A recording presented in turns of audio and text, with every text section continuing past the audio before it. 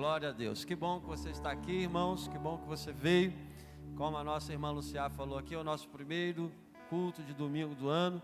E nós agradecemos a Deus porque Ele nos trouxe até aqui nesse novo ciclo anual que Ele preparou para nós. Tivemos aqui um excelente culto de virada. Foi algo espetacular estar aqui passando a virada diante do Senhor. Tivemos aqui um momento de oração, pregação, o Senhor falou os nossos corações, e tivemos também aquele momento de comunhão, de mesa, de banquete.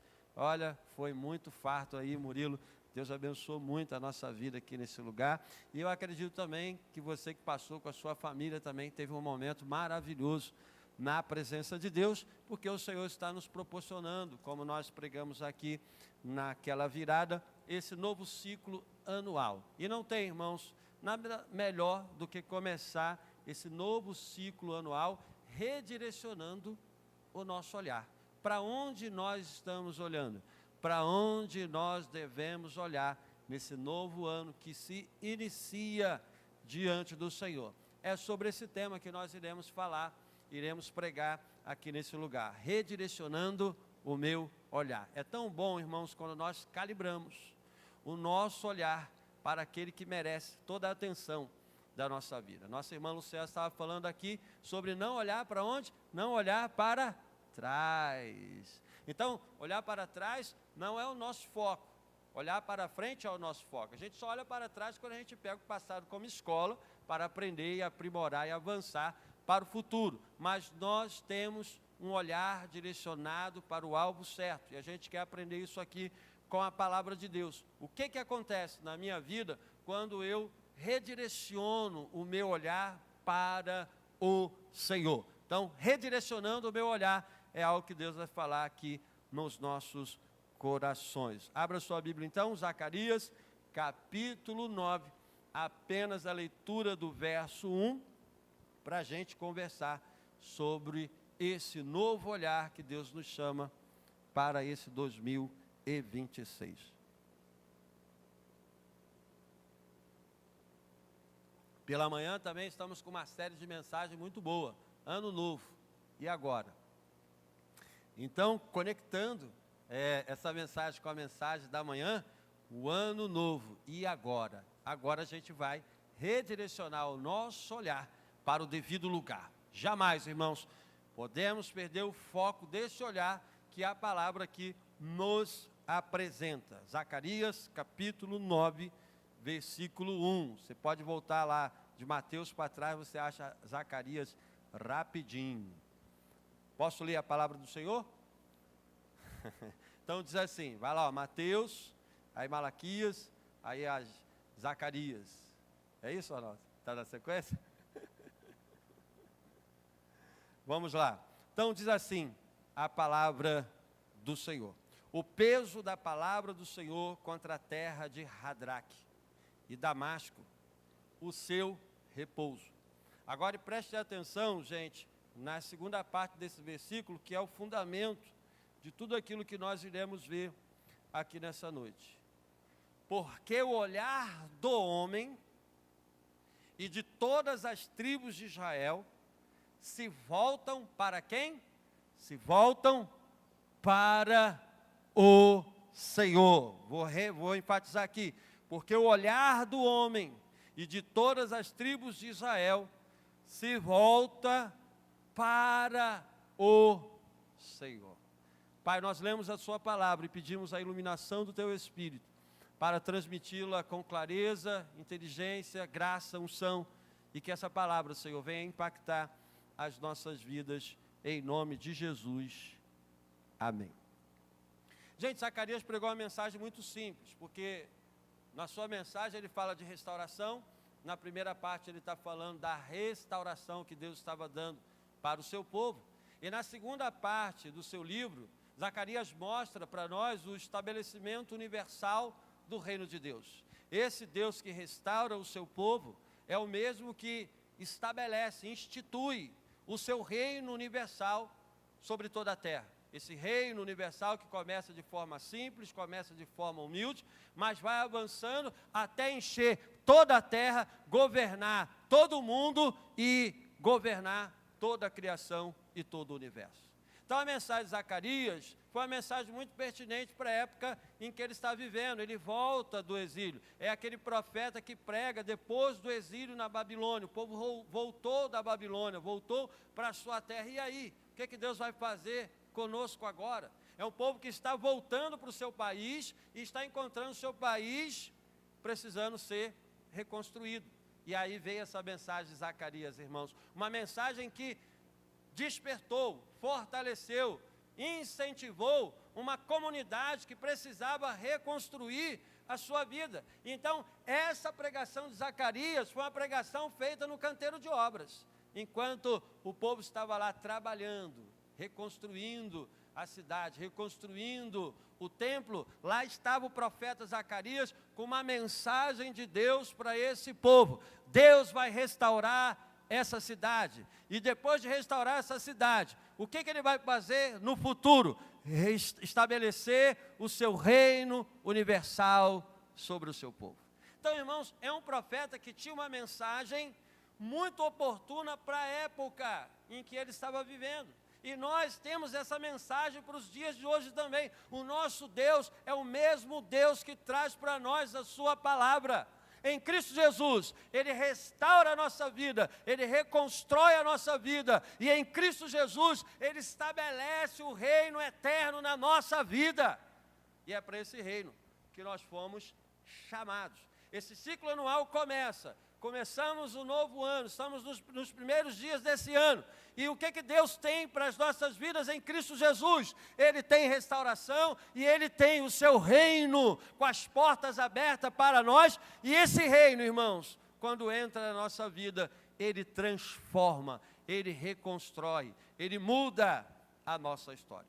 Então, dentro desse contexto do capítulo 9 de Zacarias, existe algo muito importante que o povo é chamado a fazer. E o que o povo é chamado a fazer nesse texto que nós lemos? O texto diz na segunda parte a respeito de um redirecionamento do seu olhar. O profeta está mostrando nitidamente o homem e Israel, o homem e as tribos de Israel, volta o seu olhar para quem? Para o Senhor. Irmãos, em vários momentos da vida de Israel, Israel perdeu o foco, Israel perdeu a visão. E o que significa perder o foco e perder a visão? Significa deixar de olhar para aquele que é o fundamento da nossa vida, para aquele que é o Senhor da nossa vida. E na sua caminhada de povo de Deus, Israel, em várias situações, fez isso. Tirou os olhos do Senhor e colocou em outro lugar. De vez em quando, irmãos, Israel colocava os seus olhos nas outras nações, porque essas nações vizinhas, muitas delas, se tornaram poderosas. E aí, quando Israel enfrentava um problema, o que Israel fazia? Deixava de olhar para o Senhor e olhava para essa nação poderosa, achando que essa nação poderosa podia lhe acudir, lhe proteger e garantir a sua salvação. Isso era um erro ou um acerto, irmãos? Era um tremendo erro, deixar de olhar para o Senhor, para olhar para essas nações. E mais, além disso, na sua caminhada, Israel também às vezes deixava de olhar para o Senhor, para olhar para o seu próprio braço, para olhar para a sua própria força, acreditando que o seu braço e a sua força era capaz de fazer a sua vida avançar e transformar a sua vida. E quando isso acontece, irmãos, significa que a visão foi embora. Quando Israel deixava de olhar para o Senhor e colocava o seu olhar para outra parte, Israel perdia a visão. E perder a visão tem um nome muito prático. O que significa perder a visão? Cegueira espiritual. E essa cegueira espiritual, irmão, custa caro. A cegueira espiritual custa caro, porque quando Israel caiu na cegueira espiritual, a sua vida foi mergulhada na escuridão. Por que Israel amargava muitos dos seus conflitos, das suas batalhas? Por que várias vezes outros povos invadiam Israel? Porque Israel deixava de olhar para o Senhor e olhava para outra direção, que não é a verdadeira direção. Então esse profeta vem nesse capítulo 9 e apresenta: o homem e Israel volta o seu olhar para o Senhor. E o que está acontecendo aqui? Um redirecionamento do seu olhar. E isso, irmãos, faz toda a diferença na nossa vida. Se eu te perguntar aqui nessa manhã, ou melhor dizendo, estou com a manhã ainda na cabeça, foi tão bom que eu ainda estou com a manhã na cabeça. Se eu te perguntar nessa noite, o que significa olhar para o Senhor? Na prática, o que significa olhar para o Senhor? Na prática, gente, olhar para o Senhor significa colocá-lo como alvo absoluto da nossa vida. Quando Ele se torna o alvo absoluto da nossa existência, quando Jesus se torna o alvo absoluto da nossa existência, o que eu estou fazendo?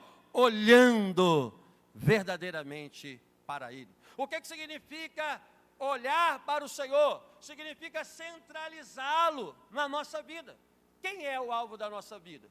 Quem é a centralidade da nossa existência? Nesse novo ciclo que o Senhor nos preparou, nós estamos aqui iniciando o ano para reafirmar e confirmar a nossa verdadeira direção do olhar. Nós queremos olhar firmemente para o Senhor, queremos olhar para Ele, porque Ele é o alvo da nossa história, Ele é a centralidade da nossa vida, Ele é a fonte de todas as coisas da nossa existência. Por isso queremos alinhar, direcionar, focar, conectar, instituir o nosso olhar para Ele.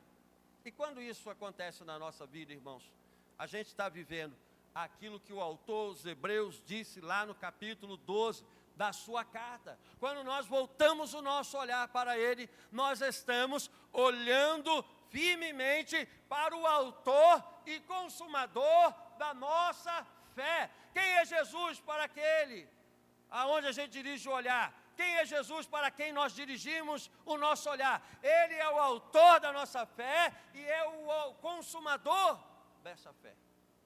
Então, irmãos, como é que a gente caminha, como é que a gente avança, como é que a gente anda, como é que a gente corre, como é que a gente prossegue?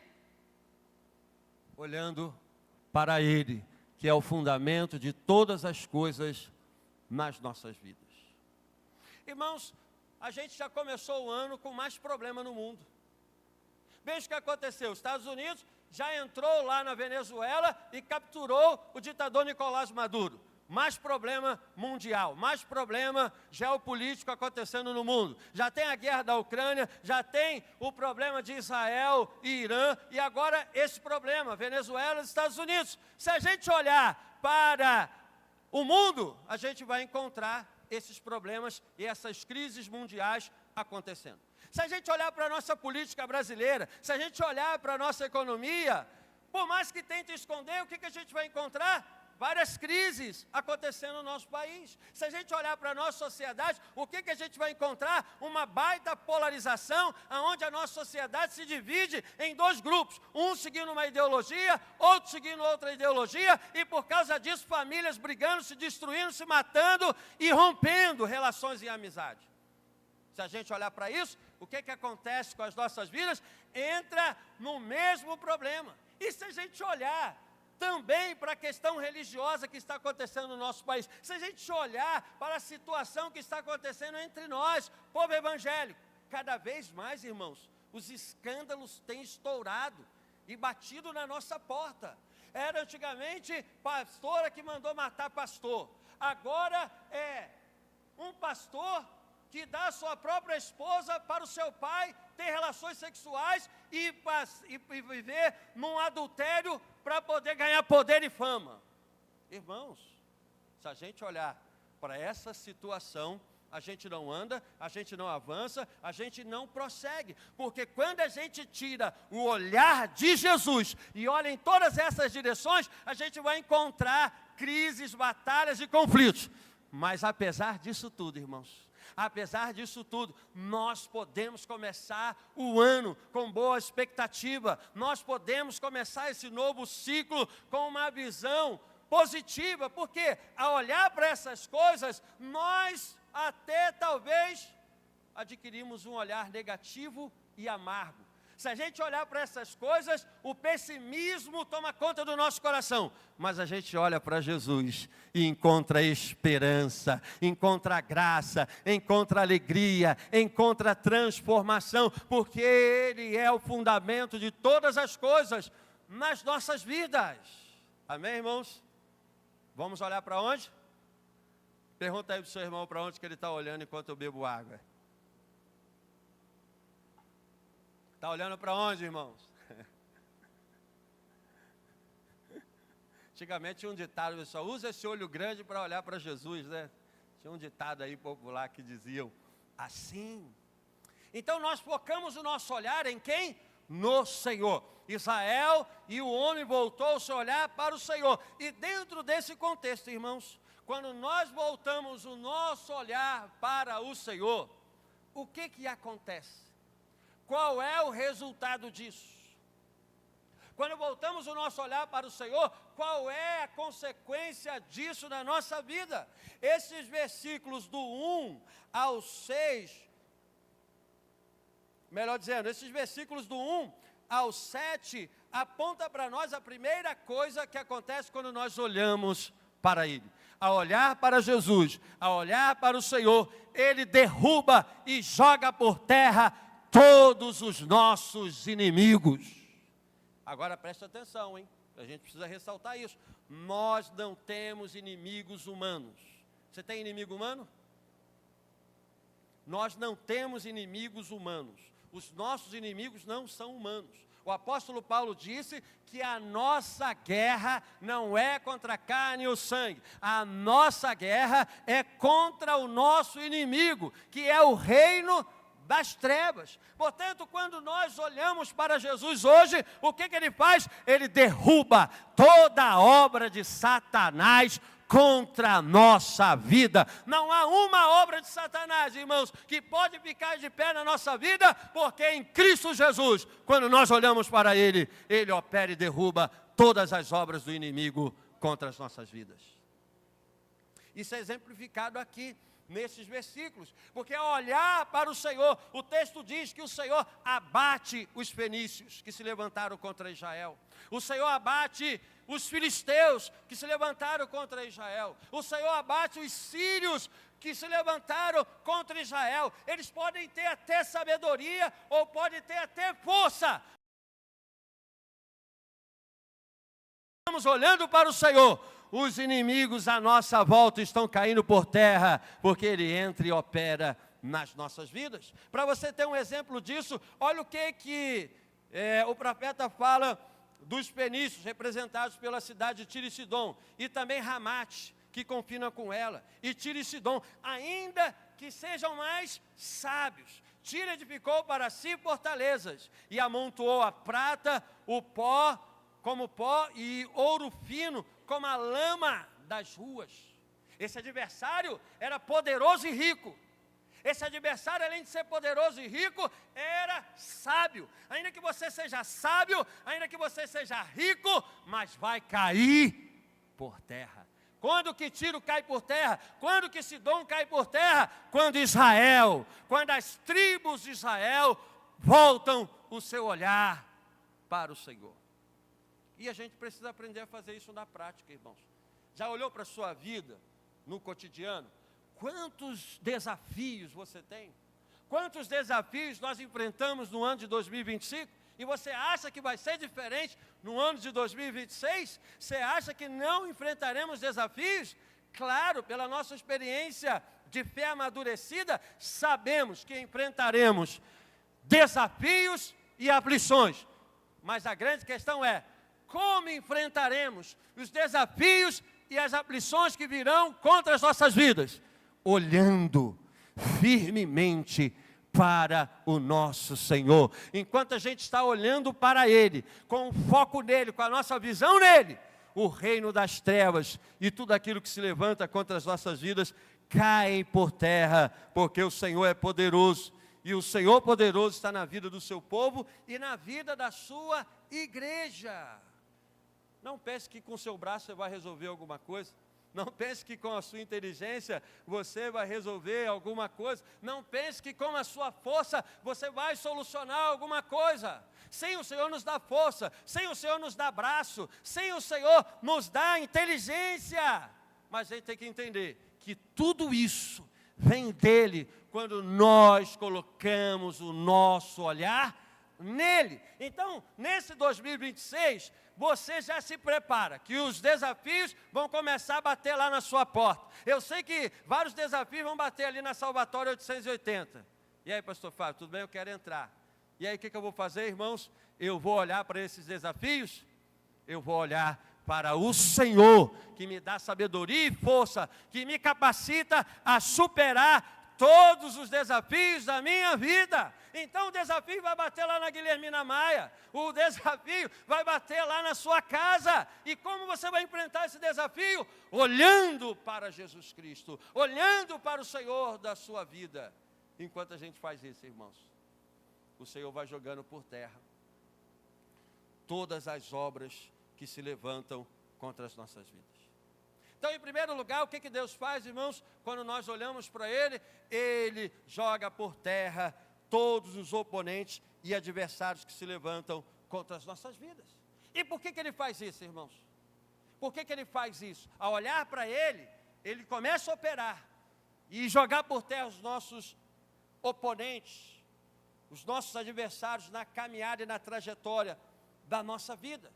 E ao olhar para Ele, enquanto nós olhamos para Ele, Ele acampa ao redor da sua casa para proteger o seu povo. Verso 8: e acampar-me-ei ao redor da minha casa, contra o exército para que ninguém passe, nem volte, para que não passe mais o opressor sobre eles, porque agora vi com os meus olhos. Então o povo olha para Deus, Deus derruba os seus inimigos. O que Deus faz? Acampa-se ao redor da sua casa para proteger o seu povo. E o que esse povo estava pensando, irmãos? Qual era o desafio que esse povo estava enfrentando? Um opressor entrando e saindo. O opressor vindo e marchando contra Jerusalém, contra o seu povo. Infelizmente, em função da cegueira espiritual no passado, o que aconteceu? O opressor veio, marchou, acampou-se contra Jerusalém, derrubou a cidade, destruiu tudo e levou aquela multidão para o cativeiro na Babilônia. Então olha que tristeza, irmãos, aquele povo todo sendo levado para o exílio. Mas o que Deus está prometendo ao seu povo? Depois que trouxe de volta, reconstruiu o seu povo, restaurou a vida do seu povo. Deus está garantindo para aqueles que colocam o olhar nele: não vão passar mais sobre a minha casa. Acabou a porta aberta para o opressor entrar e sair com seu exército e destruir a minha casa. Eu me acampo ao redor da minha casa. O que Deus está dizendo? Eu protejo e guardo a sua vida. Irmãos, nós não precisamos de corpo fechado. Por quê? Porque temos a nossa vida blindada por Jesus Cristo. É Ele que faz, irmãos, a proteção da nossa vida. Acabou o tempo onde o opressor vinha e derrubava a casa do Senhor. Eu vi com os meus olhos e agora eu me acampei ao redor da minha casa para guardar o meu povo. O que Deus está fazendo nesse exato momento em relação às nossas vidas? Olhe sempre para Jesus. Fique olhando firmemente para Ele, porque Ele guarda a nossa casa, Ele guarda a sua igreja, o seu povo, Ele guarda as nossas vidas. E é por isso que nós precisamos manter o nosso olhar nele. E muito mais do que isso, irmãos. Além de derrubar os adversários, além de guardar as nossas vidas, como Ele promete aqui, enquanto nós olhamos para Ele, Ele envia o grande Rei de Sião para o seu povo. Nós não falamos aqui no início que a mensagem do profeta Zacarias era restauração e estabelecimento universal do reino de Deus? Nessa terceira coisa que Deus faz, ao olharmos para Ele, Deus garante a chegada do Rei de Sião. E era isso, irmãos, que o povo mais almejava na sua vida. Quando Israel voltou para a sua terra e começou a reconstruir a sua vida, foi muito maravilhoso ver a cidade de pé. Quem não quer ver, irmãos, a sua cidade de pé? Aquele povo, presbítero Arnaldo, quando chegou lá em Jerusalém, o que ele encontrou? Escombros, ruínas. E agora o que Deus está fazendo? Colocando aquela cidade de pé. Quando o povo chegou, não tinha mais o santuário estava lá, aos escombros, capim crescendo naquele entulho. E de repente, aquele templo foi colocado de pé, aquela casa foi reconstruída, aquela casa foi restaurada, o culto voltou, o povo podia ir para a casa de Deus, o povo podia ir para a igreja oferecer o seu culto. E você sabe que isso é muito extraordinário. Imagine, em nome de Jesus nunca vai acontecer isso aqui, mas imagine isso daqui tudo caído no chão, quebrado. E de repente nós começamos a trabalhar e colocar de pé e começa a fluir e andar. Foi exatamente isso que a gente encontrou aqui espiritualmente falando. Encontramos um grande deserto, mas aos pouquinhos o Senhor está restaurando, reflorescendo, reconstruindo e fazendo esse lugar avançar. Mas irmãos, apesar do templo de pé, apesar da cidade de pé, apesar do culto restituído, o que esse povo mais almejava quando voltou para a sua terra? É muito bom ter o templo, é muito bom ter a cidade de pé, é muito bom a gente ver as crianças brincando nas ruas e nas praças, é muito bom ver tudo funcionando normalmente, mas cadê o nosso rei? Cadê o nosso rei? Nós queremos de volta o nosso rei. Então esse povo, irmãos, almejava, tinha um sonho na sua vida, nós queremos de volta o nosso rei. Quando eles voltaram, tudo isso foi colocado de pé, mas o rei e o reino ficaram pendentes. E o que Deus vai fazer então? Para esse povo que almeja o reino, para esse povo que almeja o rei, Ele vai enviar o rei de Sião para estabelecer o seu reino universal. E quem é o rei de Sião que chegou cumprindo a profecia de Zacarias? Jesus Cristo é o rei de Sião que chegou para cumprir a promessa da vida do seu povo. Então, enquanto a gente está olhando para Ele, o rei vem para dominar e governar a nossa vida. E quando Ele vem e chega, irmãos, o que Ele faz? Primeira coisa, Ele joga por terra todas as armas. Quando Ele vem e chega, Ele traz alegria. Alegra-te muito, ó filha de Sião, exulta, filha de Jerusalém. Eis que o teu rei virá a ti, justo e salvador, pobre, montado num jumentinho. A gente vê esse rei chegando. Lá na entrada triunfal de Jesus, quase 600 anos depois, irmãos, que o profeta pregou, essa profecia se cumpriu. O profeta Zacarias está aqui falando para essa geração, há quase 600 anos antes de Cristo, o rei de Sião virá. Passou 100 anos e o rei não veio. Sabe de uma coisa, eu vou desistir, vou embora para casa, porque a gente já está esperando 100 anos. E o rei de Sião não chegou coisa nenhuma. Tem gente que é apressado, quer que a promessa de Deus se cumpra no seu tempo, na sua hora e no seu determinar. Passou 200 anos e cadê esse rei de Sião? Aquela geração que ouviu a pregação de Zacarias nem existia mais. Cadê o rei de Sião? Zacarias morreu, passou, e ele disse que o rei de Sião viria, cadê ele? Estou esperando ele até agora, ele não chegou. 300 anos, 400 anos, 500 anos.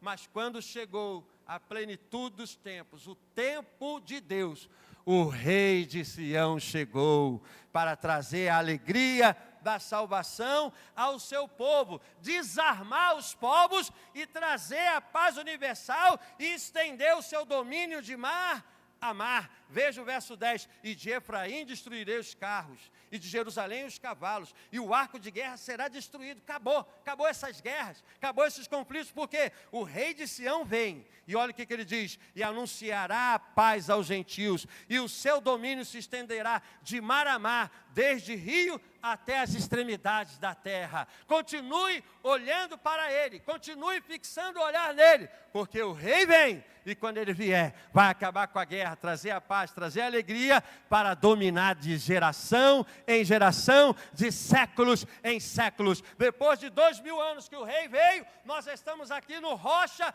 2000 anos depois, dizendo, Jesus é o rei de Sião, mas acima de tudo, ele é o rei dos reis e senhor dos senhores, que governa a nossa vida para todo sempre.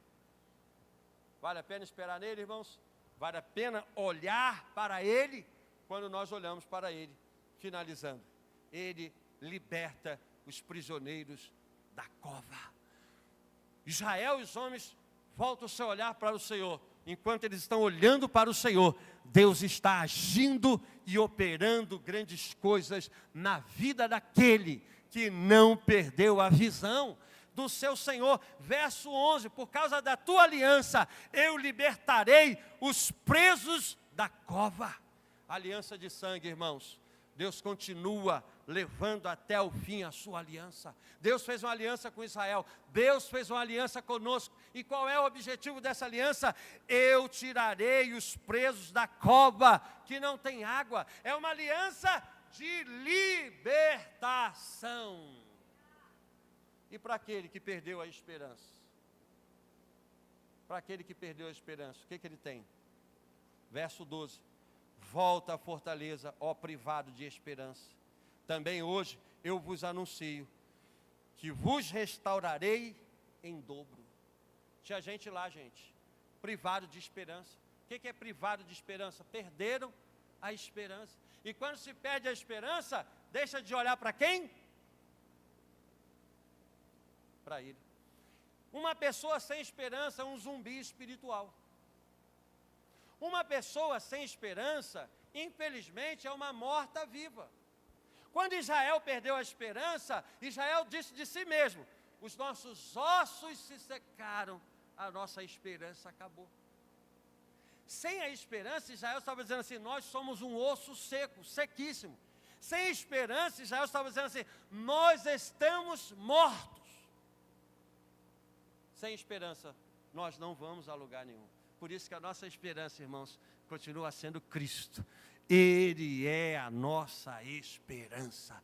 Olhando para Ele, Ele renova a esperança do nosso coração e nos convida: volte para a fortaleza. Será que Deus está falando de uma torre igual da Rapunzel? Fica aqui na torre. Rapunzel estava presa, né? Aí, Tainá, que conhece essas histórias aí, né? O que significa voltar para a fortaleza? Entrar numa torre forte, de pedras, de tijolo, argamassa? Não. Volta para a fortaleza, ó privados de esperança. É Deus chamando: volta para mim. Eu sou a sua fortaleza. Quem é a fortaleza do seu povo? Quem é a fortaleza de Israel? O Senhor é a fortaleza do seu povo. Irmãos, 2026 vem, já estou acabando. 2026 já chegou, estamos aí. Vamos calibrar o nosso olhar. Estamos aí apenas há 4 dias, hoje é dia 4? Não sei nem que dia já é. Já gastamos 4 dias. Já gastamos 4 dias desse ano novo. Dá tempo de você recalibrar a sua visão. Então você tem muito tempo ainda para falar assim: Jesus, eu quero redirecionar o meu olhar. Eu não quero sair daqui e viver olhando para tudo quanto é lugar, não. Ao olhar para tudo, irmãos, você vai encontrar uma hora ou outra angústia, decepção, tristeza, crises. Mas quando a gente olha para Jesus, a gente enfrenta essas angústias, essas crises e essas tristezas com a fortaleza na nossa vida. Ele é a nossa fortaleza. E sabe como é que termina essa história? Sabe como é que termina esse texto de Zacarias? O que Deus fala desse povo? Volte o olhar para mim. Israel e os homens olharam, voltaram o seu olhar para mim. E como é que termina tudo isso? Depois de derrubar os adversários, depois de se acampar ao redor da sua casa para proteger a sua vida, depois de enviar o rei de Sião, depois de libertar os prisioneiros, os escravos do pecado, aqueles que estão aprisionados nas mãos de Satanás, depois de se apresentar como fortaleza segura para aquele que não tem mais esperança, depois disso tudo, o que ele faz, irmãos, para o seu povo? Ele traz reflorescimento, vigor e força para o seu povo, representado pelas jovens e as virgens. Verso 17: porque quão grande é a sua bondade, e quão grande é a sua formosura, o trigo fará florescer os jovens. Pega aí, Diácono Eduardo, tem trigo aí? Deus está te dando trigo, para quê? Fazer florescer os jovens. Cadê os jovens dessa igreja aí? Levanta a mão aí. Isso, levanta as mãos. Eu profetizo o florescimento dessa juventude neste lugar. Agora os jovens de 50 anos para cima, eu profetizo o florescimento da sua vida. Eu falei assim, levanta aí a mão, jovem. Conceição levantou a mão lá, tá vendo aí? É isso aí, Conceição. Aos 200 anos você é jovem ainda. Você não, estou falando você não. Aos 200 anos você é jovem ainda. Tem trigo para florescer os jovens. E as virgens, tem o que para elas? E o mosto, as virgens. O que é o mosto? É o vinho novo. O vinho novo. Deus está dizendo assim, olha, tem trigo e tem vinho novo, que fará florescer o meu povo. Fique de pé nessa noite em nome de Jesus. Nós queremos ver, irmãos, 2026 florescendo nesse lugar. Olha, 2025 a gente enfrentou muitos desafios nesse lugar. Mas sabe por causa que a gente fechou o ciclo de 2025 e chegou ao ciclo de 2026? Porque em todos esses desafios, por maior que foram, nós não deixamos de olhar para o Senhor um segundo sequer. Nós estamos aqui para reafirmar, Senhor, queremos manter os nossos olhos firmados no Senhor. Enquanto isso, o Senhor está fazendo o quê? Trabalhando e operando nas nossas vidas. Então, se você, nessa noite, quiser recalibrar a sua visão, é tempo, você pode vir aqui na frente, pastor. Eu quero começar esse ano 2026 redirecionando o meu olhar para Jesus. Se Jesus tem isso tudo para fazer na minha vida, e por que Ele faz isso, irmãos? Porque Ele é bom, a sua misericórdia dura para sempre. Por que Ele faz isso? Por mérito nosso? Ah, não, eu estou olhando, Ele é obrigado a fazer. Não, não é obrigado a fazer coisa nenhuma. Ele faz por sua graça nas nossas vidas. Nós olhamos para Ele e Ele graciosamente faz essas coisas na nossa vida. Então vamos a uma canção e daqui a pouco eu quero orar pela sua vida. Se você quiser vir aqui na frente, venha também, não tem problema. Queremos o teu nome engrandecer e agradecer-te por tua obra em nossas vidas. Confiamos em teu infinito amor, pois só tu és o Deus eterno sobre toda a terra e céu. Queremos o teu nome engrandecer e agradecer-te por tua obra em nossas vidas. Isso, agradeça a Ele. Confiamos em teu infinito amor, pois só tu és o Deus eterno sobre toda a terra e céu.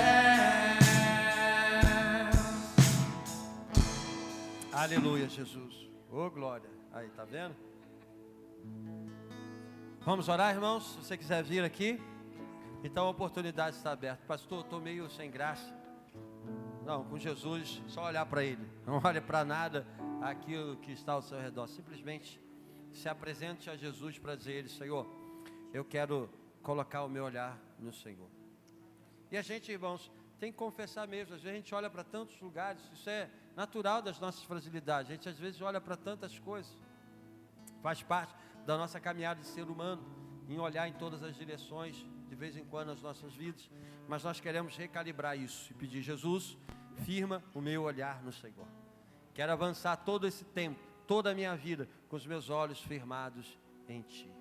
Então vamos orar? Se não, se você não quer vir aqui da frente, coloque as mãos no seu coração. Vamos orar e pedir a Deus: Jesus, renove o meu olhar nessa noite. Renove a minha visão espiritual. Não deixe eu cair na cegueira espiritual. Não deixe eu perder a visão do Senhor na minha vida. Senhor Jesus, estamos aqui nesse lugar. participando desse culto, nossa primeira Santa Ceia do ano, Senhor, iniciando esse ciclo anual diante de Ti. Quantas coisas, Senhor, já estão acontecendo nesse mundo, quantas coisas nós encontramos nesse mundo, Jesus. Quantos desafios, decepções, frustrações, tudo isso nós encontramos, Senhor, nessa caminhada. Mas nós queremos olhar para o Senhor, Jesus, firmar o nosso olhar em Ti, olhar para aquela cruz que o Senhor nos proporcionou, olhar para aquele sacrifício. O Senhor foi lá naquela cruz morrer por nós. E quando nós olhamos para o seu sacrifício, colocamos a nossa vida fundamentada nesse sacrifício, o Senhor nos perdoa, o Senhor nos purifica, o Senhor cancela as nossas culpas para nos fazer uma nova pessoa e nos dar uma nova vida na sua presença. Jesus, que o nosso olhar seja firmado no Senhor. Não deixa a gente retroceder no olhar, Jesus. Não deixa a gente ficar confuso, Senhor, diante das batalhas que enfrentamos. Queremos olhar firmemente para o autor e consumador da nossa fé. O Senhor que nos deu a nossa fé para nós trilharmos o caminho olhando para o Senhor. É o Senhor que vai consumá-la com a nossa comunhão eterna contigo. Fortaleça a sua igreja nesse ano de 2026, Jesus. Os desafios são grandes em relação à sua igreja. Nós estamos vivendo, Senhor, uma intensificação do secularismo na nossa cultura, no nosso tempo, na nossa época, onde os valores do seu evangelho, os valores do seu reino são desprezados, são pisados, Senhor, são negados, são odiados. Mas nos dê graça e força para manter a nossa vida, Jesus, olhando para Ti e vivendo de acordo com a Sua palavra nas nossas vidas. Em nome de Jesus, amém.